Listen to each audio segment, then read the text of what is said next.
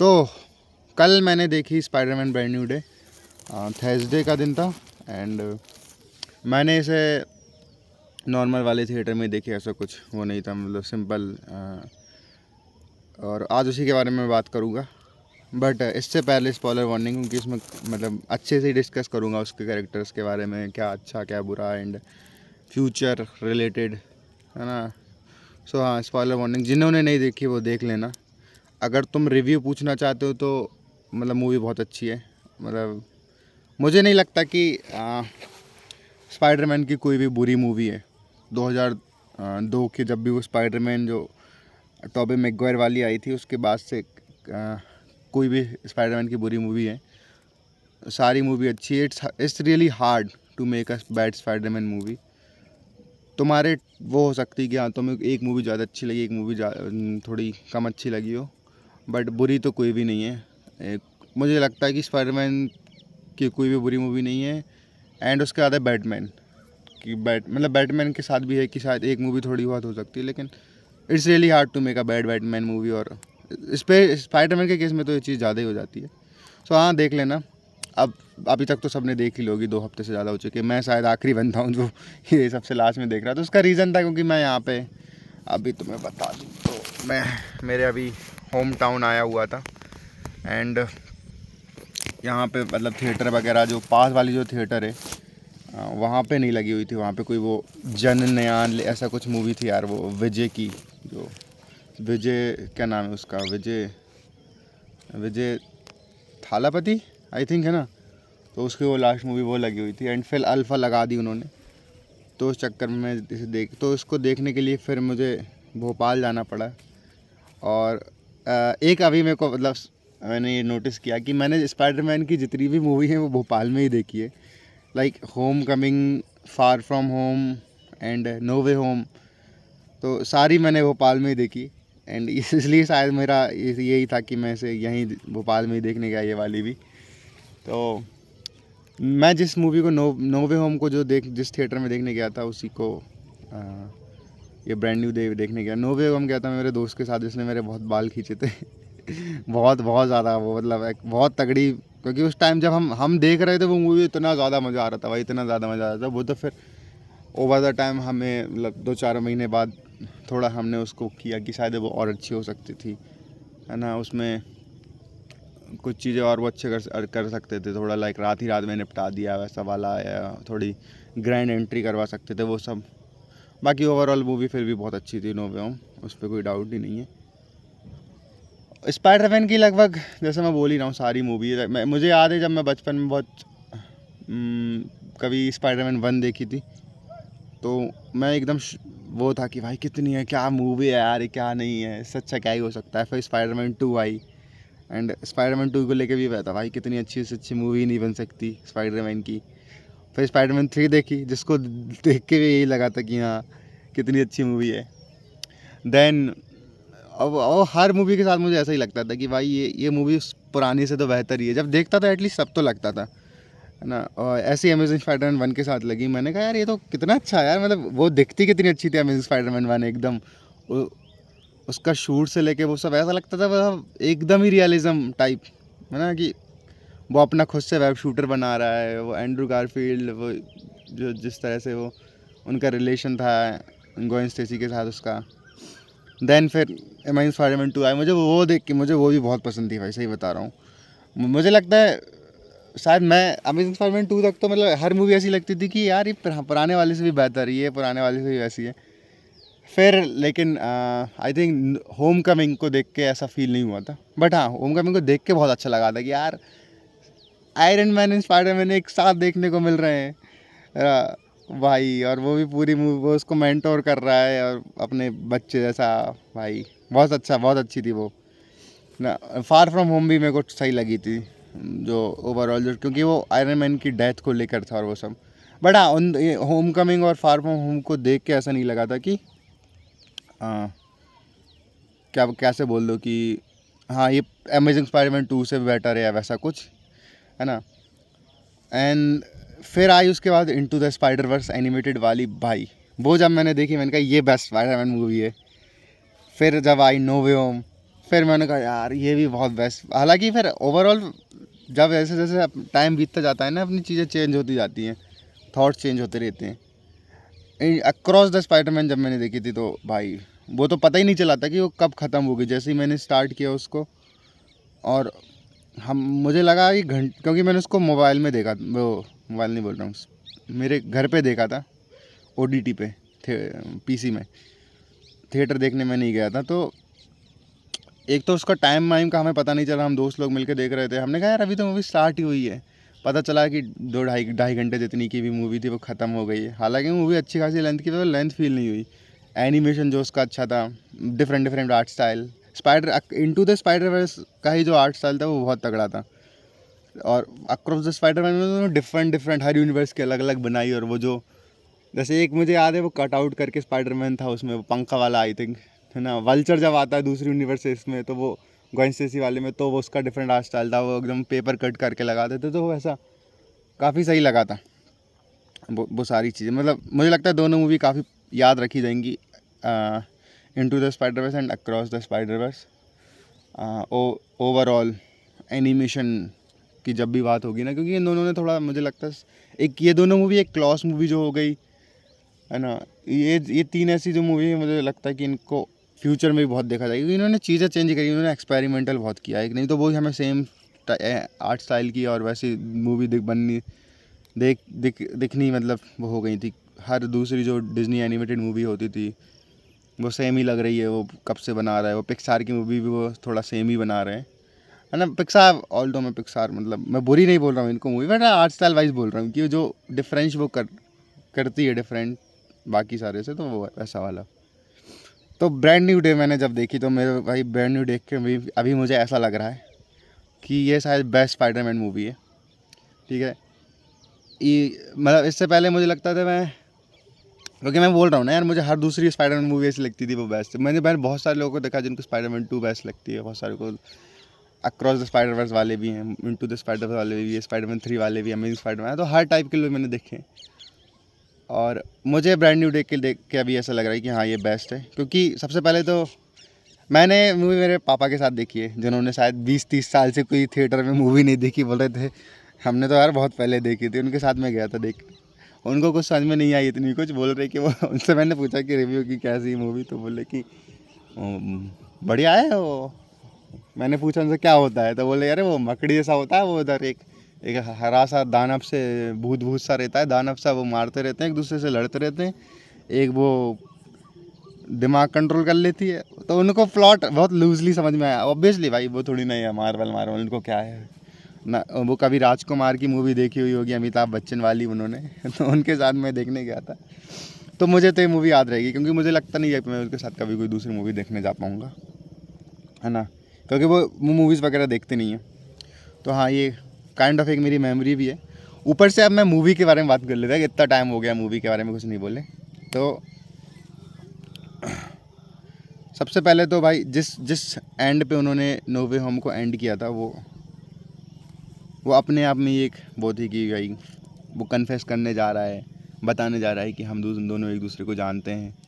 But वो cafe में देख, और वो जो सीन था ना, वो एकदम लास्ट वाला, जिन्होंने नो वे होम देखी होगी, वो एकदम कैफ़े में जब डोनट खरीदने जाता, और वो सीन तगड़ा था। वहाँ पे टॉम हॉलैंड एक्टर बहुत अच्छा है। ठीक है, उसको मुझे लगता है ओवर रेट मिलता है। ठीक है, मेरा फेवरेट स्पाइडरमैन शायद एंड्रू गारफील्ड का होगा, लेकिन टॉम हॉलैंड जो है वो उसने बहुत तगड़ा काम किया है, वहाँ पे उसको क्रेडिट देना चाहिए। इस मूवी में तो उन्होंने अच्छी खासी यार बॉडी भी उसने बना ली है ना, एकदम बल्कि सा लगता है यार, मतलब वो है भाई, तगड़ा काम किया उसने। मूवी वाइज स्टार्ट बहुत अच्छी होती है। वो मैंने जो देखी कि उसके पीटर डॉक्टर स्ट्रेंज के जो उसका जो मार्वल का इंट्रो आता है, उसमें उसके डायलॉग्स चलते आ रहे हैं। देन वो हमें पटापट मोन्टाज एक देखने को मिलता है कि अब वो कैसे सिटी को प्रोटेक्ट कर रहा है स्कॉर्पियन हैंडमैन से। और वो हमें वो जितने भी वो होते हैं ना छोटे छोटे पोस्ट, जो कभी कॉमिक पैनल रहे होंगे, उनको ऐसा बना दिया एकदम, वो रोक के दिखा रहा है। वो मैं समझ रहा था कि ये कॉमिक पैनल या आइकॉनिक पोस्टर्स वगैरह होंगे स्पाइडरमैन की थ्रू आउट द हिस्ट्री, जिनको इन्होंने रिक्रिएट करने की कोशिश की है। ये काम जैक स्नाइडर भी करता था, उसने मैं बैटमैन वर्सेस सुपरमैन वगैरह में भी किया हुआ है इस टाइप का। तो वो मेरे को देखने से समझ में आ रहा था। हालांकि इस मूवी को देखने से पहले मैंने इसका एक टीज़र देखा था, जिसमें पता चला था कि उसमें पनिशर भी है, इसमें आई थिंक हल्क भी है ना, हल्क नहीं मतलब हल्क वगैरह, एंड थोड़ा मुझे उसे समझ में आ रहा था। और मैंने इसके ना एक वो गाना सुना था, वो बरसात वाला, तो वो बरसात वाला गाना बहुत अच्छा बैठ रहा था भाई। वो ओवरऑल जो टोन थी ना मूवी पे, बहुत मतलब इस मूवी के लिए वो अच्छा था, मुझे बहुत सही लगा। वो बंजारे जिसने भी वो गाया है, वो हरियाणवी, वो बहुत फिट बैठता है, क्योंकि बहुत लॉन्ली सा वैसे ये मूवी है। प्लॉट मतलब एकदम टूटा हुआ है स्पाइडरमैन उस टाइप का, और उसमें वैसा तुमने गाना उसकी प्रमोशन के लिए यूज़ कर रहा है। मूवी में वो कहीं नहीं बजा है। जैसे स्पाइडरमैन 2 के टाइम भी वो मैं हूँ सनम ने गाया था, वो भी शायद कहीं बजा नहीं था, मुझे याद है जितना। प्रमोशन के लिए शायद इन्होंने यूज़ किया होगा या बजा था, मुझे इतना अच्छे से याद नहीं है इसमें। लेकिन टेम इम्पाला का एक वो लूज़र बजता है ना, वो जो भाई वो तो पूरा ही सरप्राइज था यार जब वो बजता है ना, I'm a loser, तो वो बहुत सही था। मैं उसको सुन रहा हूँ अभी, जब से मैंने वो मूवी ख़त्म करी है। पूरी मतलब कुछ चीज़ें मेरे को जैसे स्पाइडरमैन इसमें दिखाई कि पनिशर को भी अच्छा खासा उसके साथ इंसिडेंट हुआ, वो स्टेटन आइलैंड जिसका ओवरऑल जोक बनाया गया था। सेडी सिंह के कैरेक्टर को लेके बहुत वो था कि सेडी सिंह कौन सा कैरेक्टर प्ले कर रही है। तो मैंने उसका एक इंटरव्यू भी देखा था सेडी सिंह का कि which character are you playing, तो उसमें बहुत सारे गैसेस थे। तो ये जो ओवरऑल जो फर्स्ट हाफ था मूवी का, जब वो कंट्रोल कर रही रहती है, वो पहले मोमेंट पे जब वो ऐसे कंट्रोल कर रही रहती है ना, मैं तभी समझ गया था कि ये जीन ग्रे ही प्ले कर रही है सेडी सिंह, और वही इनको कंट्रोल कर रही है। अब उसका इंटेंशन क्या हो सकता है वो मेरे को समझ में नहीं आया, मतलब वो मैं गैस कर रहा था कि क्या हो सकता है, क्योंकि मुझे इतना तो पता था कि सेडीज मतलब जीन ग्रे का अगर एक कैरेक्टर ला रहे हैं तो उसे बुरा तो दिखाएंगे नहीं, म्यूटेंट। तो मतलब मैंने फिर वहाँ से ना स्टोरी प्रेडिक्ट करनी स्टार्ट हो गई, तो थोड़ी मेरी मतलब वो स्टोरी प्रेडिक्टेबल तो थी भाई, ये तो तुम मानोगे। जिन लोगों ने थोड़ा बहुत भी जीन ग्रे या थोड़ा बहुत भी एक्समैन या ये थोड़ा बहुत भी जानते हो, उन्हें समझ में आ रहा होगा। द मूवमेंट जब हमने देखा कि वो एक दूसरे पे प्रोटाइज हो रहे हैं, और वो मैं समझ गया था कि ये सेडी सिंह के, और ये जिस चीज़ के पीछे पड़ी है इस बंदे ने ही कुछ किया होगा। वो जो डैमेज कंट्रोल वाला व्यक्ति था, मुझे लगा ही था ये वो बंदा होगा, यही वो होगी। तो काफ़ी प्रेडिक्टेबल था, है ना। ओवरऑल यार मैं ना कुछ और चीज़ें भी इसमें चाह रहा था कि मुझे लगा था शायद अब इस बार वो मूव ऑन कर जाएगा और फिर नई नई लड़कियां हमें देखने को मिलेंगी स्पाइडरमैन की लाइफ में, गॉइन स्टेसी टाइप है कुछ तो वो सब था। बट ठीक है, वो इस बार थोड़ा उन्होंने वैसा टाइप का ही रखा, क्योंकि जेंडिया और जो टॉम हॉलैंड का रियल लाइफ रिलेशन है उसको थोड़ा उन्होंने कैपिटलाइज किया उस पर। हल्क का मुझे इंटीग्रेशन बहुत अच्छा लगा, जो उसमें हल्क दिखाया भाई, मतलब जो भाई हल्क लेके वो स्मार्ट हल्क की माँ की आँख, और वो जो प्योर वाला जो हल्क लेके आए भाई, और वो ऐसा क्लैप करता है, और वो जो फटती ना स्पाइडरमैन की कि you don't match with Hulk, भाई खतरनाक ही था वो हल्क इन्होंने बहुत बहुत ज़्यादा सही दिखाया है। लास्ट टाइम पता नहीं ऐसा कहाँ देखा था अपन ने उसको, इतना जो डर है ना हल्क को लेके, मुझे लगता है वो एज एवेंजर्स 1 के टाइम पे हमें ऐसा कुछ डर देखने को मिला था। उसके बाद भाई इस बार बहुत ख़तरनाक पनिशर को भी पनिशर की भी गांड फट जाती है। पनिशर के साथ भी अच्छा लगा, इन दोनों की जो दोस्ती थी, जॉन बंथाल और इनकी केमिस्ट्री बहुत जम रही थी।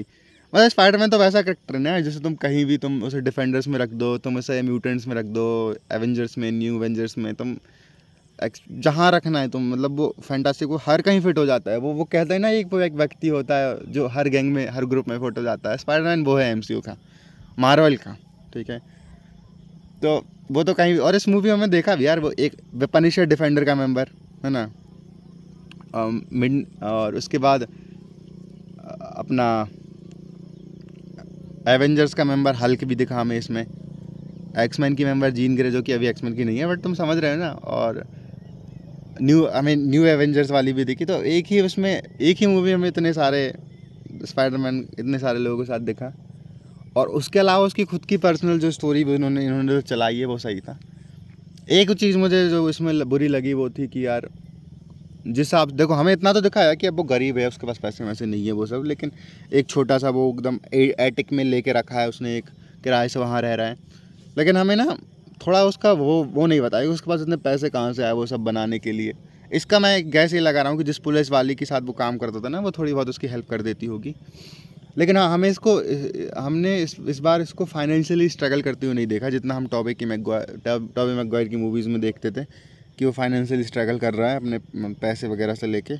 वो सब हमें इसमें नहीं दिखाया। थोड़ी लव लाइफ और वो इमोशनली थोड़ी ज़्यादा मूवी थी ये।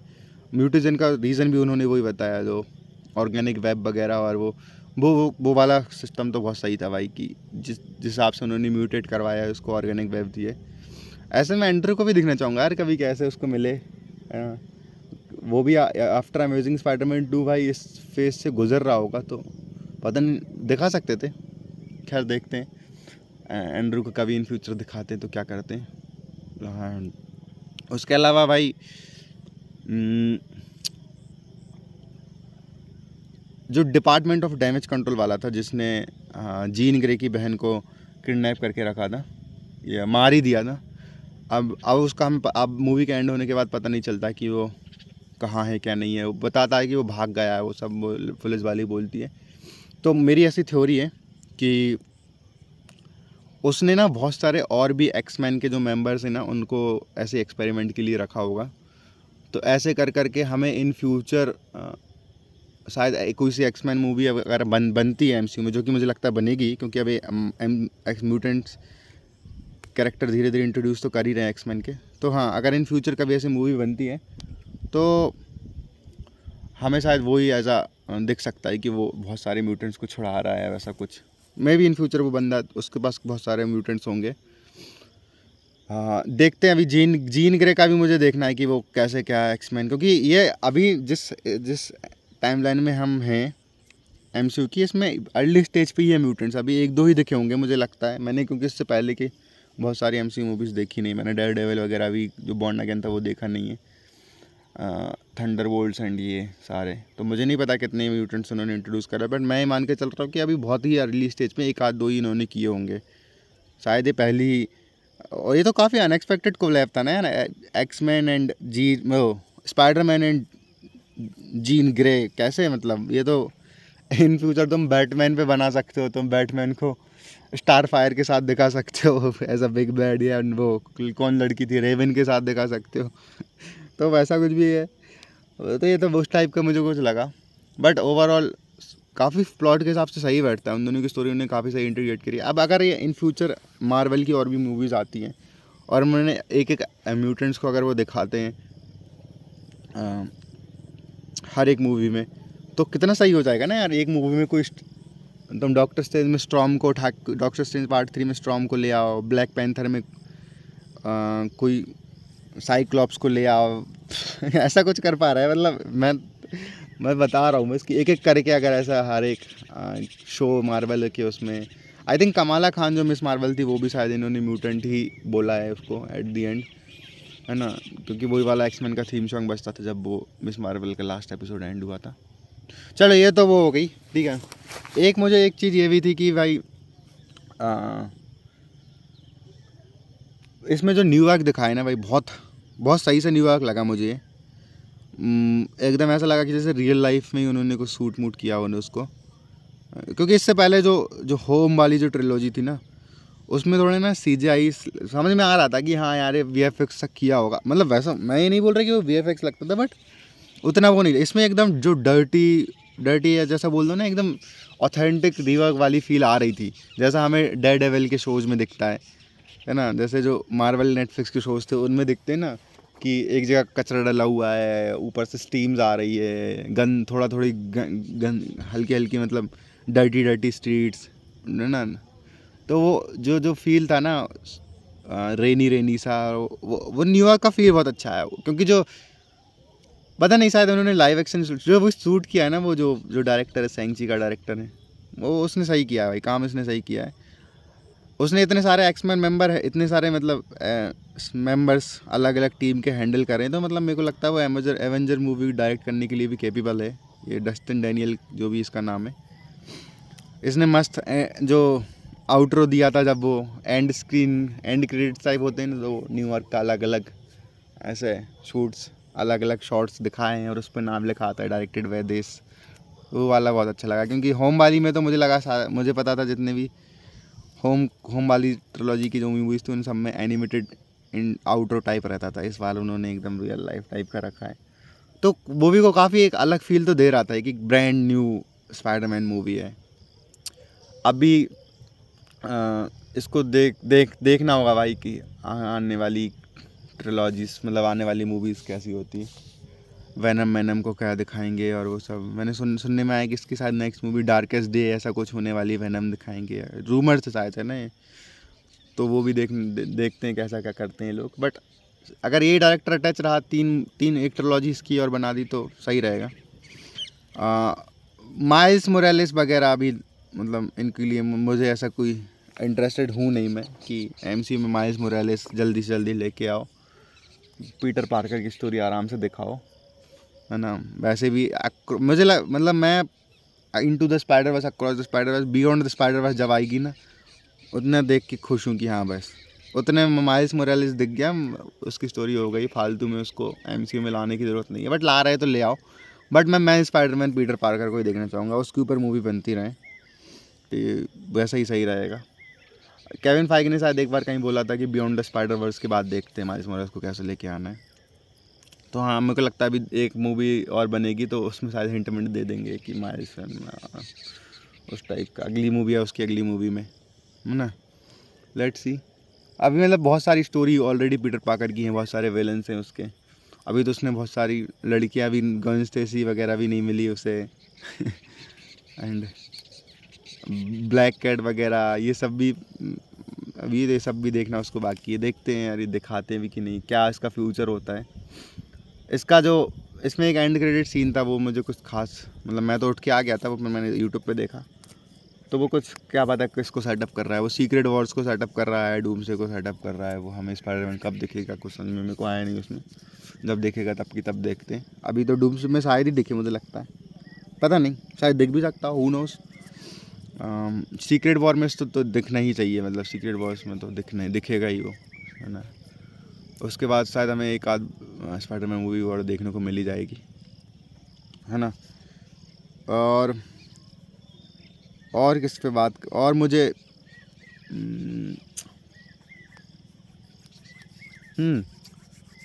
म्यूज़िक हाँ, मतलब और देखते हैं अभी मतलब कैसा होती है मूवी। बाकी भाई हाँ, अब मैं जैसे अगर ओवरऑल बोलूँ तो मूवी में शायद मतलब मेरे को फ्लॉज तो दिखते हैं, परफेक्ट मूवी तो थी नहीं, बट वो फ्लॉज मूवीज़ ही शायद मेरी फेवरेट मूवीज़ ही रही हैं।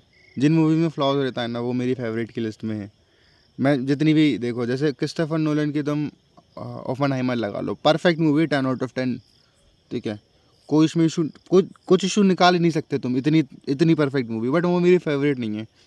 तुम ओडिसी लगा देख लो, वो एकदम ही परफेक्ट मूवी, 10 out of 10, कुछ उसमें इशू नहीं निकाल सकता। लेकिन वो भी मेरी मेरे को टेनेट मूवी बहुत पसंद है, क्योंकि उसमें फ्लॉज है, लेकिन वो ना, वो बात ही वही ना कि वो जिस टाइप की वो मूवी है ना, फ्लॉज मूवीज़, मतलब मैं बोलना चाह रहा हूँ कि शायद जो मूवीज़ में फ्लॉज रहते हैं ना, वो मूवी मेरी वो मूवीज़ ज़्यादा सही, क्योंकि एक परफेक्ट, तुम हर एक उसमें परफेक्ट मूवी नहीं बना सकते ना, मतलब फिर तुम क्रिएटिव क्या कर रहे हो, समझ रहे हो ना तुम। मैं क्या कहना चाह रहा हूँ, मैं शायद तुम्हें लग रहा होगा चूतिया बातें कर रहा है, इसको दो मारो बहन के लंड को, बहुत होशियार बन रहा है। तो वैसा कुछ था। चलो तो भाई, अभी आज तो स्पाइडरमैन ब्रांड न्यू डे के लिए इतना ही। देखते हैं अभी मार्वल का फ्यूचर क्या है। मैं अभी X-Men 97 देखना फिर स्टार्ट कर दिया हूँ। मैंने इसके 4 एपिसोड देख के छोड़ दिया था X-Men 97 के, तो अभी मैं दोनों सीज़न निपटाऊँगा। थोड़ी सी एडी सिंह के जीन ग्रे को देख के मेरा भी मन कर रहा है अभी X-Men का थोड़ा और कंटेंट देखने का। Sadie Sink as a Jean Grey बहुत सही लगती है, बहुत सही स्टोरी दी उसको। जो लड़की, पता नहीं उसकी इससे पहले, मतलब हमने कभी उसकी ओरिजिन स्टोरी इतनी देखी नहीं है, बस वर्ड्स में बोला गया है उसको। इससे पहले की कुछ भी X-Men मूवीज़ है उन सब में मुझे नहीं पता, है ना। मैंने क्योंकि X-Men का एनिमेटेड शो तो वो कभी नहीं देखे हैं, मैंने 97 ही पहली बार देख रहा हूँ, बस मूवीज़ ही देखी मैंने। और स्पाइडरमैन एनिमेटेड सीरीज़ में एक बार कोलैब था, वो 2 एपिसोड का, वो कुछ देखा था। तो शायद पहली बार ही इतना कुछ ओरिजिन स्टोरी टाइप पे फोकस हुआ है इस पे, जीन ग्रे पे। तो अभी देखते हैं और कौन कौन से म्यूटेंट्स को करते हैं। शायद मल्टीवर्स सागा के बाद शायद म्यूटेंट सागा ही आने वाला है इसका, एमसीयू का। सो या maybe in future Avengers versus X-Men भी देखने मिले यार। वैसे तो मैं कुछ भी बोलता रहूँगा, बहुत लंबी वीडियो हो गई 25 मिनट की। तो हाँ, बाय बाय भाई, मिलते हैं। Thanks for watching.